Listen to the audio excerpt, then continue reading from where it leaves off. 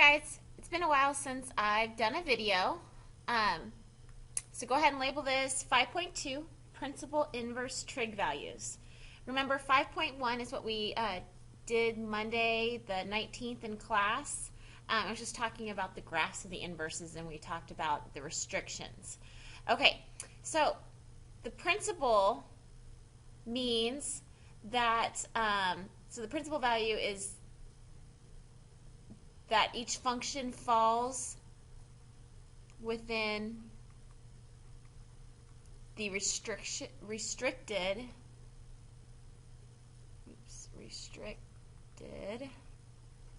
range. Okay, because technically there's tons of different answers that we could get when we do these problems. It's just that we have to restrict the values to the reference angle so we actually can get our reference angle. Okay, so go ahead and press pause, and I want you to copy down what I have here, and it's going to make sense once I put a practice problem up there. Okay, so go ahead and press pause and copy this down. Okay, all right, now what we are doing is we are finding the exact principal value in radians without using a calculator. Okay, so we got x equals arc sine of 3 over 2. Okay. What I want you to do is we're going to draw a triangle. Okay. As a reminder, sine is opposite over hypotenuse. So we know 2 is here. We know square root of 3 is opposite our theta, because that's our opposite side. Okay. Now this is where 30, 60, 90, and 45, 45, 90s are going to come in hand. Okay, so if you know this is opposite, you should ring a bell that this theta angle must be 60 degrees. The top angle must be 30, hence this side is 1. Okay, so because this is positive, it makes it a little bit easier, obviously. So our answer is 60 degrees, but they want it in radians, so you should know 60 degrees is pi over 3. Okay, let me give you another problem, kind of like that, but where I'm going to do a negative value for sine. Okay, so we got x is equal to inverse sine of negative 1 over 2. Okay. Couple things when you're working through these problems that you need to think about. Okay, first off, you know that arc and this inverse mean the exact same thing, right? Okay, the other thing is sine should ring a bell is like your y value. Okay, so if it's negative, you should be thinking that it's in the fourth quadrant. It's the reference angle. Okay, our opposite over our hypotenuse. So negative 1 over the square root, oh, I don't know why I put the square root of 3. I meant to say 2 because it says right there. Zoned out for a second. So this is 2. Okay.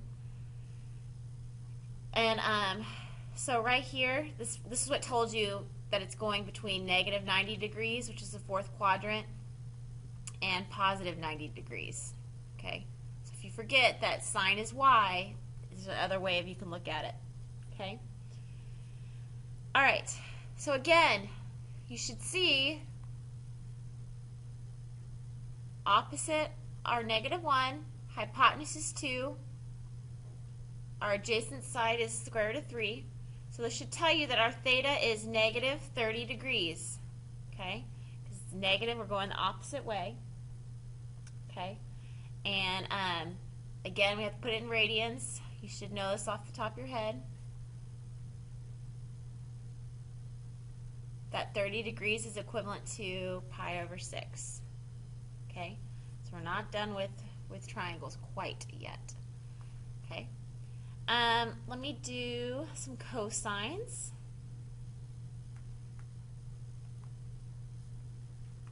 Okay. Oh, this is a 3, and then we got 4.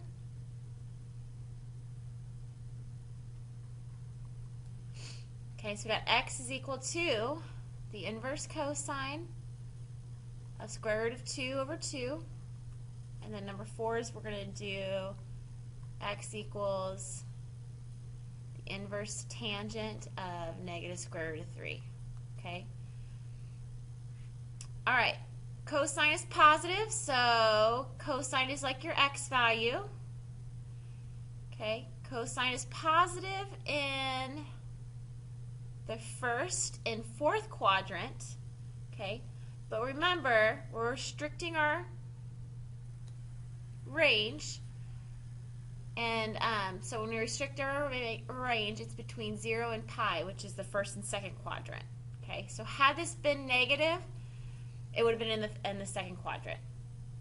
Okay, so cosine is your adjacent side over your hypotenuse side. So we've got square root of 2, and our hypotenuse is 2. Okay.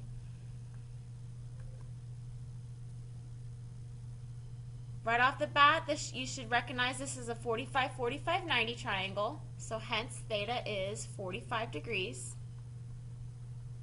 which is pi over 4. Okay, so a lot of the stuff is from unit 2 and 3 that we did, so we're readdressing it. Okay.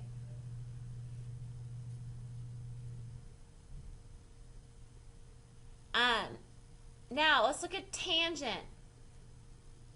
So number 4, okay. Tangent restrictions are either go from negative 90 to positive 90. So that's the first and fourth quadrant. So if it was positive, it'd be in the first quadrant. Since it's negative, it's in the fourth quadrant. So again, we're going to draw a triangle. Okay. Tangent's opposite over adjacent.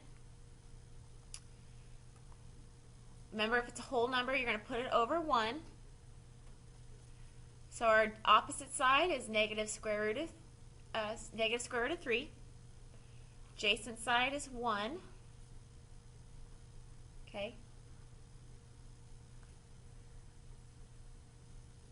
If you didn't know that the hypotenuse was 2, you could do Pythagorean theorem, but it's not necessary that you know that. It doesn't hurt the problem whatsoever. Okay.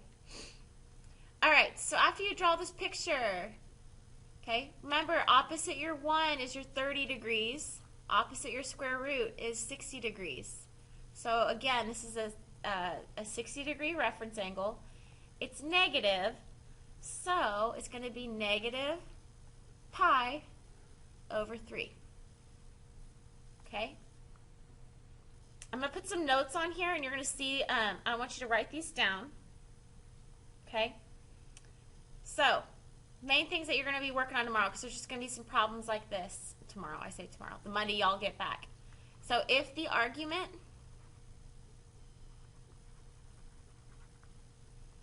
is positive, we use a plus, then the answer is the reference angle.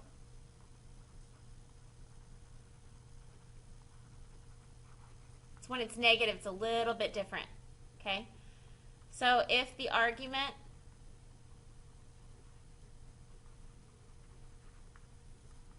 is negative, and remember, argument is just what you're taking, like this, if you're looking at number 3, the square root of 2 over 2 is our argument. Okay? So if the argument is negative, for inverse sine, inverse tangent, and inverse cosecant, the answer is the negative reference angle. Which you notice is what we did on problem 4, because it's negative. Our argument was negative, and problem 2 actually, because we did inverse cosine or inverse sine. Okay, so that's what we did on like example 2 and 4. Okay, and last but not least, so that's for sine, tangent, and cosecant. Okay, for cosine, inverse cosine, inverse cosecant, and inverse cotangent, the answer is 180 degrees, or pi, because we're using pi, minus the reference angle that you get.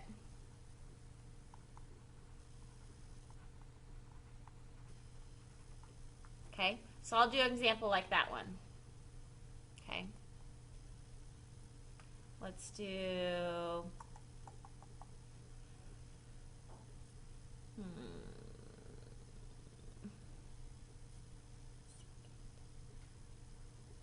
all right.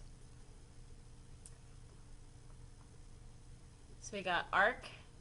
Remember, arc is the same as inverse. Arc cosine of negative square root of 3 over 2. Okay. Again, we know it is negative, so it's in the second quadrant because the restrictions on cosine is from 0 to pi. So we got theta. We know cosine is adjacent over hypotenuse. So we got 2. We got the square root of 3. This is 1. Okay. Because our theta is opposite the 1, that tells us it's 30 degrees. Okay. So we know our reference angle is 30 degrees here. However, this is not our answer. 30 degrees would be right here. Or, I'm sorry, it's actually negative 30 degrees because it's in the second quadrant. So it technically, if we were to do this picture, it would be down in the fourth quadrant, which is not correct. Hence, I know y'all are probably like, what in the world are we talking about? But notice what we have to do. So for cosine, secant, or tangent, the answer is 180 minus the reference angle. So basically, we got 180. We're going to minus 30 degrees. So this is a really 150 degree principal value. Okay? Now, if you don't remember how to convert 150 into radians, you're going to take pi and divide by 180. Okay? Basically, you can divide by 30 and you're left with 5 pi over 6 is our answer. Okay? So this is the key. For cosine, secant, and cotangent, you take the inverse, and that is it. And then you subtract from 180. Okay? Make sure you have these notes done. Remind your fellow friends in my class, and have a great Thanksgiving.